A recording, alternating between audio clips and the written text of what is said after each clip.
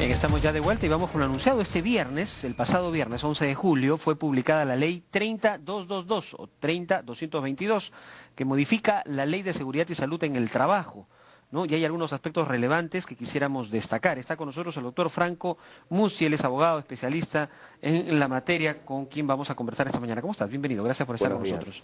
Muy buenos días. ¿Qué hace la diferencia a partir de esta norma? ¿Qué ya estaría vigente, en todo caso, a partir de esta publicación? Claro que sí.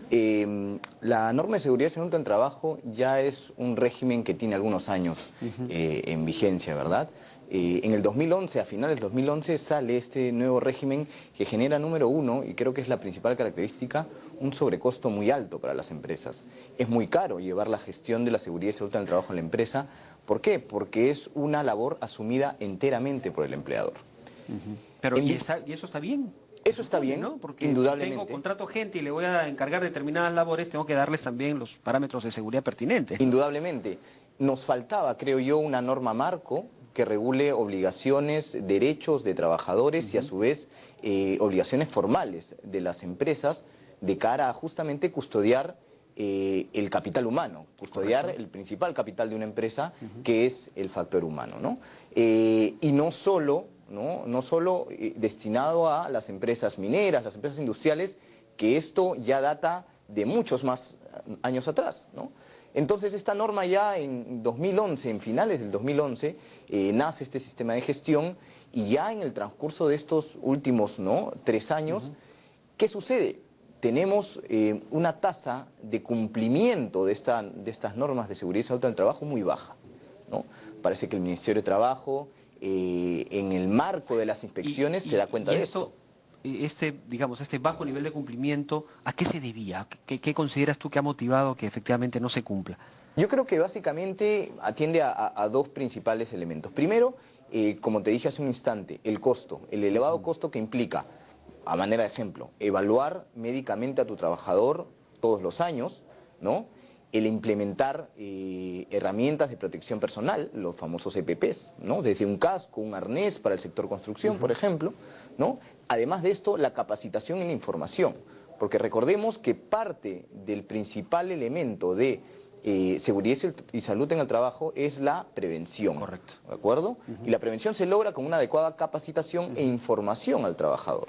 Si no tengo al trabajador informado, es muy probable que ese trabajador esté propenso a generar una conducta que genere riesgos, no solo para él, sino para el resto de trabajadores. Ahora, esta nueva ley, ¿en qué se diferencia de esta que se dio en 2011? Esta nueva ley lo que hace si lo queremos resumir, son 5 cambios muy puntuales. Y son 5 cambios, tal vez, que van apuntados a críticas que se hacían a la norma de seguridad y salud en el trabajo. Repasemos brevemente. El primero de ellos, registros. El Ministerio de Trabajo fiscaliza la existencia de registros, por ejemplo, de accidentes de trabajo, de enfermedades. Todas las ocurrencias. Todas las ocurrencias, el día a día en materia de seguridad y salud en el trabajo en una empresa. Esto tenía que estar en formatos especialmente elaborados por el Ministerio, con información específica elaborada por el Ministerio, y generaba ¿qué? Un costo importante no solo en horas hombre, porque había que tener a una persona encargada específicamente de actualizar. ¿Eran muy complicados estos registros? Eran bastante complicados, y más aún para empresas que no están acostumbradas a este sistema de gestión. Nuevamente insisto, no hablo de una empresa minera o industrial, que seguramente tiene un índice de actividad riesgosa mucho más alto y por lo tanto tiene que estar acostumbrado a lidiar con el riesgo permanente en el centro de trabajo. ¿Y qué hace la diferencia ahora con esa norma? Ahora se crean unos registros simplificados y unificados, ¿no? Correcto. El Ministerio de Trabajo te posibilita, ¿no?, a que llevemos un registro sistematizado, de repente en un formato electrónico, ya no con registros individuales, manuales, en donde podamos pues nosotros... Y que genere sus reportes automáticamente y entonces... dinamizando un poco el proceso de información en materia de seguridad y salud en el trabajo. Eso es una ventaja, ¿no? Eso es una ventaja, creo yo, y sobre todo para las micro y pequeñas empresas, ¿no? En donde se suaviza mucho más esta obligación y se generan registros simplificados, ¿no? Ya no el registro macro con la cantidad de información. Taller de confecciones, por ejemplo, tiene 10 operarios que desarrollan algún trabajo. Exactamente. Debe ser mucho más simple. Sin perjuicio de ello, la obligación de mantener estos registros más complicados se mantiene para empresas con actividades riesgosas, que también me parece una posición saludable, porque recordemos que las actividades riesgosas tienen una regulación sectorial muy específica. Ejemplo, minería, que es ¿no? Que tiene más clásicos, ¿no? un reglamento de seguridad y salud ocupacional minera con una serie de obligaciones razonablemente, porque estás realizando una actividad sumamente riesgosa, ¿no? Ese es un punto. El segundo punto, evaluaciones médicas. Lo decía hace un instante. El costo de las evaluaciones médicas significa un grave perjuicio, pongámoslo entre comillas, patrimonial para la empresa. ¿Por qué? Un gasto, exacto. Porque tendríamos que hacer una evaluación antes, durante y al finalizar la relación laboral. Entonces, eso no solo suponía un gasto, sino un problema administrativo, ¿no? Porque tomemos en cuenta un factor, que es el alto nivel de rotación en el empleo que tenemos. De acuerdo. ¿Y esta nueva norma cómo lo modifica? Esta nueva norma, primero, la obligación de tener exámenes médicos antes, durante y al fin se mantiene solo para actividades riesgosas. Para el resto de actividades se suprime la evaluación antes y ahora se incorpora la obligación de hacer evaluaciones médicas cada 2 años. Y además, la evaluación a la finalización del vínculo laboral no existe y es simplemente opcional. Es facultativo, digamos. Entonces, la única obligación macro es la evaluación médica por cada 2 años. Estamos hablando de un chequeo general, en realidad, ¿no? Un chequeo general, pero no olvidemos que tiene que estar enfocado al puesto de trabajo. Por ejemplo, una persona como yo, que está en una oficina, tiene una evaluación médica totalmente distinta a un operario que está trabajando seguramente con sustancias tóxicas. Correcto. ¿De acuerdo? Entonces, para mí seguramente será algo más de ergonomía, ¿no? Llamémoslo así, y para la persona que trabaja en un taller con sustancias químicas, de repente será un examen de sangre destinado a algo más específico y vinculado con el puesto de trabajo. Eso siempre es importante. Punto 3. El tercer punto, y yo acá sí discrepo un poco con la modificación. Hoy, ¿no? Si tengo que contarte una experiencia respecto al manejo y la gestión de seguridad y salud del trabajo, es importante mencionar a los sindicatos, ¿no? En muchas empresas industriales, existen organizaciones sindicales que están llamadas a vincularse con el sistema de gestión. Obviamente, así como existe una licencia sindical, que es el permiso que tienen los representantes de un sindicato para asistir a labores del sindicato, dejar de laborar, para hacer labores sindicales. Ahora han asimilado un permiso, ¿no? Para los miembros del Comité de Seguridad y Salud en el Trabajo, que es el órgano paritario que regula y que rige y que controla la seguridad y salud en el trabajo de la empresa. No me parece una medida ¿Y por cuánto muy tiempo razonable. se les concede esto? A ver, uno tiene la posibilidad de salir de la empresa por 30 días, ¿no? Puedes modificar y puedes generar mayores licencias, entre comillas, por 60, por 90, si es que tenemos un comité que realmente se reúne de manera consecutiva. Pero ahora, esto un poco se vuelve muy político ya, ¿no? Si tenemos un sindicato que está dentro de un comité, tal vez el sindicato lo que va a querer es negociar condiciones laborales y no tanto velar por la seguridad de sus trabajadores. Entonces no me parece una posición, estaba muy claro en la ley y en su reglamento, ¿no? Y esto ha sido variado. Y esto ha incorporado la norma de relaciones colectivas de trabajo, que no me parece muy sano de cara a diferenciar. Tenemos la Ley de Seguridad y Salud del Trabajo que solo regula temas de seguridad y salud de los trabajadores, no temas sindicales. Entonces no tenemos que mezclar las cosas. De acuerdo. ¿De acuerdo? Te pido que hagamos una pausa, nos van a quedar todavía un par de puntos, avancemos un poquito más. El punto número 4, ¿cuál sería? El punto número 4 es también muy importante y tiene que ver con la SUNAFIL. La SUNAFIL es la nueva Superintendencia Nacional de Fiscalización Laboral, lo que antes era la Autoridad Inspectiva de Trabajo. ¿Y qué es lo que te determina esta nueva modificación? Que durante 3 años, a partir de la fecha, ¿no?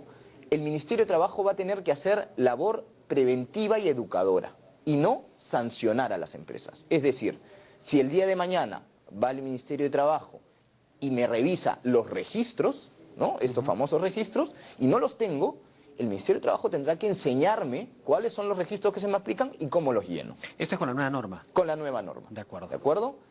Si en por un periodo de 3 años, digamos que es un periodo educador, de adecuación, de formación. Que es algo redundante, porque la SUNAFIL tiene como principal misión educar a la población respecto al cumplimiento de obligaciones laborales. Sin perjuicio de ello, hoy la realidad es distinta. La SUNAFIL en otros temas es meramente sancionadora. Fiscaliza que no has pagado la CTS y te sanciona. Bueno, es que en ese caso, pues... ¿De acuerdo? Tiene que sancionar. Son, Pues, son si tú faltas retienes o no cumples, insubsanables. claro, de Son acuerdo. faltas insubsanables. Eso es válido. Entonces, en el caso de la SUNAFIL, para temas de seguridad y salud del trabajo, tenemos 3 años para educar a la población. Te pido, vamos a hacer una pausa en esta conversación, nos vamos a trasladar de inmediato a escuchar declaraciones de la alcaldesa de Lima y luego seguimos. Escuchemos. Villarán. Vamos a retomar otra vez nuestro diálogo con nuestro invitado. Estamos con Franco Muschi hablando respecto de esta nueva ley o la ley que modifica la Ley de Seguridad y Salud en el Trabajo que ha sido publicado el pasado viernes. Estábamos hablando de 5 puntos, ¿no? Sí. El primero tenía que ver con los registros obligatorios que están obligadas todas las empresas a llevar, los exámenes médicos, a los cuales también existe la obligación, menos que antes, pero continúa la obligación. Hablamos ahora también de un tercer punto respecto de, no recuerdo, Sí, el tercer punto era las licencias a los representantes que trabajan en materia de seguridad y salud en el trabajo. Que forman parte de estos comités. Exactamente. Y el cuarto tema, el cuarto ¿cuál es era el tema de la SUNAFIL, ¿no? No hay norma en materia laboral que no persiga también un tema de fiscalización. Sin una fiscalización adecuada, no podemos lograr el cumplimiento correcto de una determinada norma. Y yo creo que en materia de seguridad y salud en el trabajo, el esfuerzo que se debe hacer es un esfuerzo hoy educador, y así lo ha entendido el Ministerio de Trabajo. Hasta julio del año 2017, que son 3 años a partir de la vigencia de esta modificatoria, ¿no? La SUNAFIL va a cargar con una mochila de educación, de prevención, ¿no? Y de información, de difusión básicamente de esta ley, y cuáles son los alcances, ¿no? Existe hoy tal vez un 60 o 70% de empresas en el país que no tienen conocimiento de esta norma. Y también que y esto le cabe a todas las empresas en el Perú. Todas las empresas en el Perú. Están obligadas a desde las más pequeñas hasta las más grandes, ¿no? La norma simplemente hace una diferencia entre MIPES, pequeñas, medianas empresas, y empresas riesgosas también, cargándole la mayor parte de obligaciones, y las más costosas seguramente, a las empresas que desarrollan actividades de alto riesgo, ¿no? Entonces, como decíamos, la SUNAFIL hoy tiene que cumplir este deber educativo, este deber de difusión de la norma, y no podrá imponerte una multa, sino lo que tendrá que hacer es enseñarte cómo se llenan los registros, en el ejemplo que proponíamos, ¿no? Y si en el negado caso, pues, en que te requiere que cumplas con el registro, te enseña cómo hacerlo y no cumples, entonces, ahí va a haber una multa que será hasta el 35% de los valores máximos, ¿no? Si hacemos una comparación, si el valor máximo normal estaba más o menos entre 35 y 70.000 soles, ¿de acuerdo? Hoy podremos tener una multa entre 15.000 soles, ¿no? 20.000 soles, con esta reducción, que no deja de ser una multa importante, ¿de acuerdo? Porque, claro, pero igual ha sido reducida. Y el último tema, y el tema más importante, creo yo, tiene que ver no con un tema necesariamente laboral, sino con un tema penal, ¿no? El incumplimiento de obligaciones en materia de seguridad y salud en el trabajo puede generar 2 tipos de escenarios, ¿no? Primero, una exposición al peligro. Veíamos hace un momento en el reportaje que los periodistas y la alcaldesa todos llevaban cascos. Están obligados por el tipo de obras, por su seguridad. Exactamente. ¿Qué pasaría si alguna de esas personas no tiene el casco y se accidenta? ¿Quiénes serían los responsables?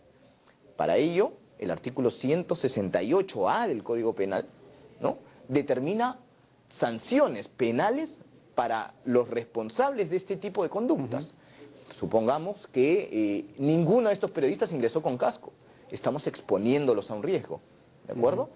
Con la anterior norma... ¿Y cuál, ahora en este caso con la nueva norma sí hay una sanción penal? Había siempre una sanción penal. ¿De acuerdo? Con la ley que nació en el año 2011, solo que era muy gravosa.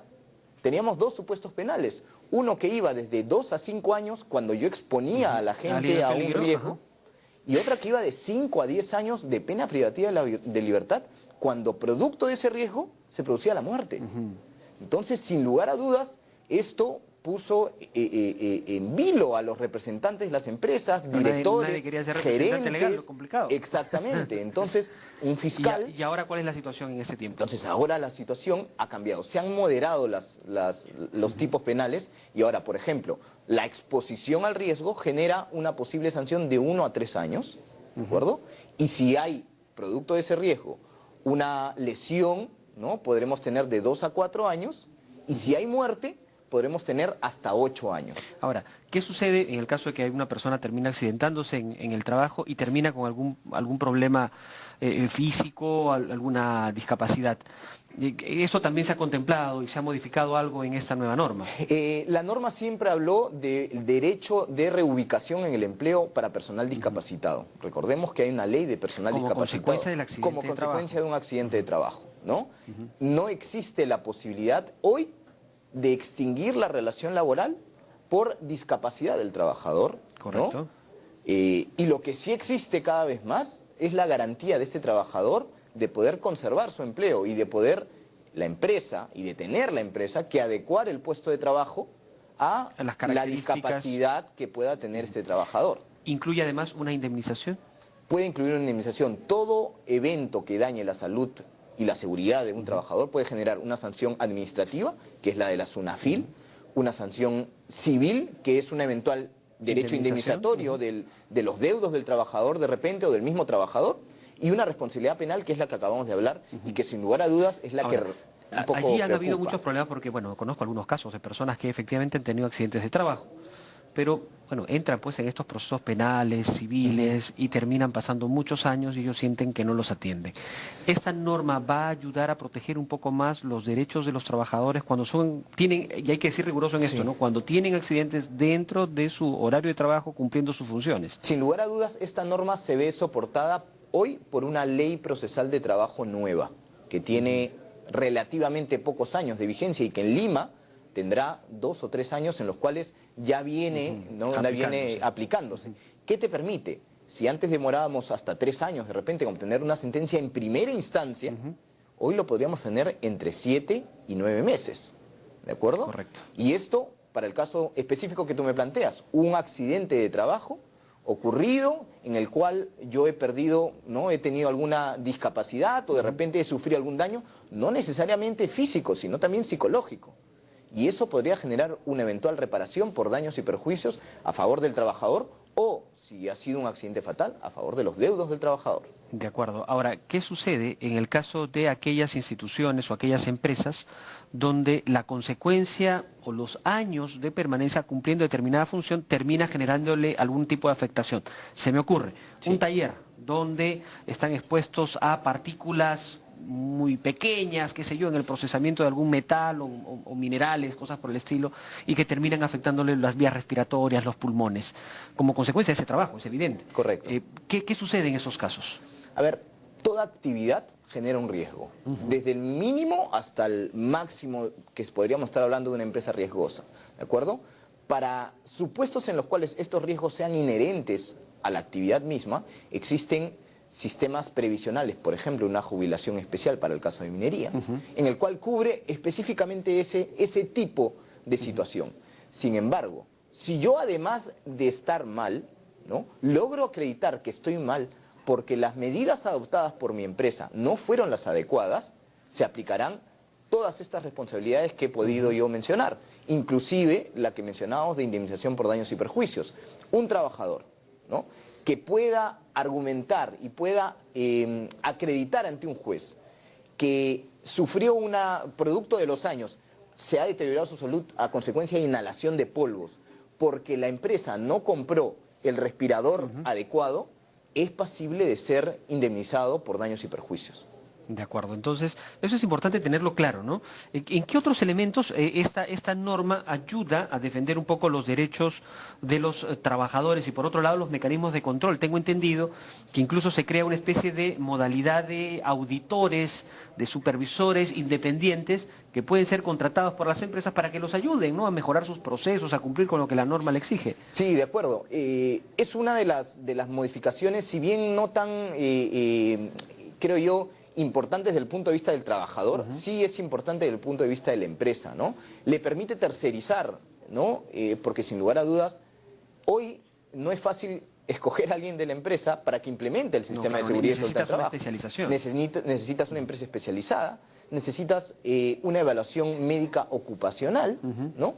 Porque el médico ocupacional es quien te debe señalar cuáles son de repente los riesgos y enfermedades que tenemos. En el mercado tenemos, en el país al menos, empresas que te den este tipo de evaluaciones médicas ocupacionales o son pocas todavía. El problema con la evaluación médica ocupacional, que se flexibiliza también hace algunos meses con unas modificatorias a los protocolos del Ministerio de Salud, ¿de acuerdo? Era inicialmente que no había médicos ocupacionales. Claro, pues eso es una especialización también. Entonces, claro, la norma caía en un vacío de aplicación. Claro, yo quiero que evalúen a mis profesionales, pero mis trabajadores... Pero no tengo una oferta de médicos ocupacionales, ¿no? Entonces, hace ya algunos meses se flexibilizó esa norma que fue dictada por el Ministerio de Salud y un poco se adecuó a la realidad. Y ahora no necesariamente te exigían ser médico ocupacional, sino de repente tener hasta un diplomado en medicina ocupacional, o tener una especialización, o estar cursando y tener algunos años de experiencia en medicina ocupacional. Claro, porque se dio cuenta, pues, que la norma caía en un vacío profundo, donde poco o casi nada tenía de aplicación de cara a la medicina ocupacional, ¿no? Claro, y entonces esto ya permitiría tener, digamos, ser más eficientes también en el tipo de control, que no sea por cumplir también, que ese es otro tema, ¿no? Exactamente, ¿No? Ya por cumplir la norma ya pues vamos a hacerle firmar que ya pasaron su examen médico, porque también suele pasar. Exactamente, ¿no? Y eso es otro tema importante, porque el cumplir la norma genera, claro, tenemos todas estas empresas médicas que nos ofrecen los servicios, que nos ofrecen, yo puedo hacer un perfil de puesto, yo puedo hacer un perfil de evaluaciones médicas, dime a dónde voy y yo evalúo a tus trabajadores, pero claro, esa empresa tiene que asumir cierta responsabilidad, ¿no? Y segundo, los costos, ¿no? Esto es un negocio para todas estas empresas que sin lugar a dudas pueden llegar hasta concertar precios de cara a que existe una obligación, un mandato legal que te exige tener esas evaluaciones. Y para eso se propone también, como parte de este paquete de modificaciones a la Ley de Seguridad y Salud en el Trabajo, gestionar un poco y dictar lineamientos para determinar el costo de estas evaluaciones médicas. Tenemos lineamientos para ver qué evaluamos en los trabajadores. También se van a dictar lineamientos para ver un poco cuál podría ser la estructura de costos. Exactamente. Ahora, ¿qué sucede en el caso de las empresas? Porque ese es el otro lado también, ¿no? Bueno, pues habrán empresarios que han empezado de repente empíricamente en la gestión de sus negocios, les ha ido bien, han contratado más gente, los tienen a cargo, pero resulta que sale esta norma, recién se enteran que hay obligaciones que cumplir y no saben cómo hacerlo. ¿Qué tendrían que hacer para poder cumplir con lo que esta ley exige? A ver, el sistema de gestión de seguridad y salud del trabajo, además de ser un mecanismo muy complejo, ¿no? Tiene, yo creo que un 40 o 30% de cumplimiento formal, ¿de acuerdo? ¿A qué llamo formal? Obligaciones de registros, obligaciones de elaborar mapas de riesgos, elaborar un reglamento interno de seguridad y salud en el trabajo, elaborar planes de capacitación. Con eso tenemos que ir avanzando. Ese es el primer paso, creo, para la formalización e implementación de una norma de seguridad y salud del trabajo. El segundo paso es entender, y esto es muy importante, entender que la seguridad y salud del trabajo es un derecho vivo. No es un derecho que muere con la creación de los registros o con la creación del reglamento. Es un derecho que tiene que ir adecuándose cada vez a la realidad de la empresa. Y a conforme vamos creciendo, conforme vamos creando nuevos puestos, conforme vamos desarrollando otras actividades, ¿no? Entonces, ese chip, ¿no? De que no debemos quedarnos en el tema formal, ya cumplí ya tengo los formatos es el que tenemos que interiorizar. ¿Por qué? Porque existe un factor conductual en todo tipo de accidente de trabajo. Y el factor conductual en muchos casos se debe a la ausencia de capacitación y de formación del trabajador en la actividad que está realizando. En lo que desarrolla. Exactamente. De acuerdo. Bueno, ahí hay otro esfuerzo enorme que se tiene que hacer. Te mencionaba respecto a estos auditores independientes. Estos auditores independientes deberían estar registrados también en el Ministerio de Trabajo. Tienen que ser personas autorizadas para hacer las auditorías, ayudarlos en sus procesos, ¿no? Correcto. Se establece la obligación también en el régimen general, no en estas modificatorias, de auditar un poco el sistema de gestión, de intentar revisarlo periódicamente para efectos de determinar si es que tiene, sí, anualmente, ¿no? Para efectos de determinar si es que tiene algunas grietas o algunas cuestiones que seguir implementando. Ahora, eso se adecuó un poco y se permitió que estos auditores sean incorporados a un registro especial que iba a implementar el Ministerio de Trabajo, ¿no?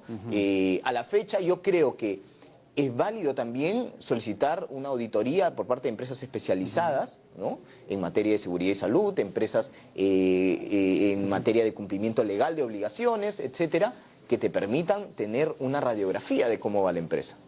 Bueno, esperemos que esto realmente ayude a ser más eficientes también en las organizaciones y, por otro lado, a tener una mayor cultura de seguridad en el trabajo, que es también parte no solo de la empresa, también del trabajador. Indudablemente. Es otra responsabilidad en la que habrá que hacer un gran esfuerzo. Te agradezco mucho, Franco, por haber estado con nosotros. Gracias a ti. Ha sido el doctor Franco Muschi, abogado especialista en temas laborales, quien ha estado hablándonos de la Ley de Seguridad y Salud en el Trabajo. Atención a todos los empresarios que de repente no están ni enterados. El día viernes, las normas legales del Diario Oficial Peruano ha sido publicada esta norma, así que es importante que las revisen, que las hagan conocer por parte de sus departamentos legales para ver cómo se van adecuando a las mismas. 11 de la mañana con 2 minutos. Breve pausa, volvemos con la siguiente hora informativa.